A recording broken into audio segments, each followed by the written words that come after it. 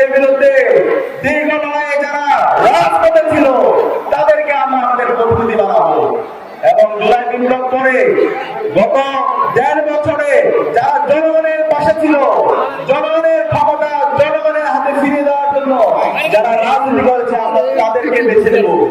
সেই জায়গায় আমরা দেখি বাংলাদেশ জামাত ইসলামী এই জুলাই বিপ্লব পরবর্তী জুলাইকে সবচেয়ে বেশি ধারণ করেছে। জুলাই বিপ্লবের পর যতগুলো কাজ হয়েছে সব কাজের মধ্যে জামাত ইসলামের কাজ অন্যতম গুরুত্বপূর্ণ ভূমিকা রেখেছে।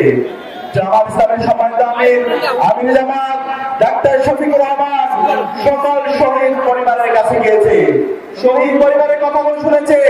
জুলাই বিপ্লবের মাধ্যমে যে তারুণ্য তৈরি হয়েছে সেই তারুণ্যকে ক্ষমতায়ন করার জন্য তিনি রাত দিন এক করে কাজ করে যাচ্ছে।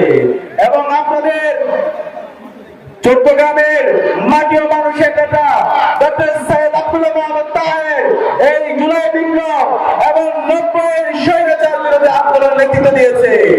আপনাদের ডক্টর সৈয়দ আব্দুল্লাহ মোহাম্মদ তাহের ভাই শুধুমাত্র এই চট্টগ্রামের নেতা না, তিনি সারা বাংলাদেশের নেতা, তিনি সারা বিশ্বের মুসলিম যুবকদের নেতা।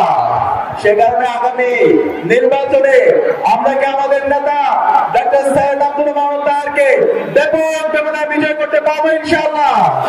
ইনশাআল্লাহ আমরা একসাথে বলবো, তারুণ্যের প্রথম ভোট, তারুণ্যের প্রথম ভোট, তারুণ্যের প্রথম ভোট দাঁড়িপাল্লার পক্ষে হোক।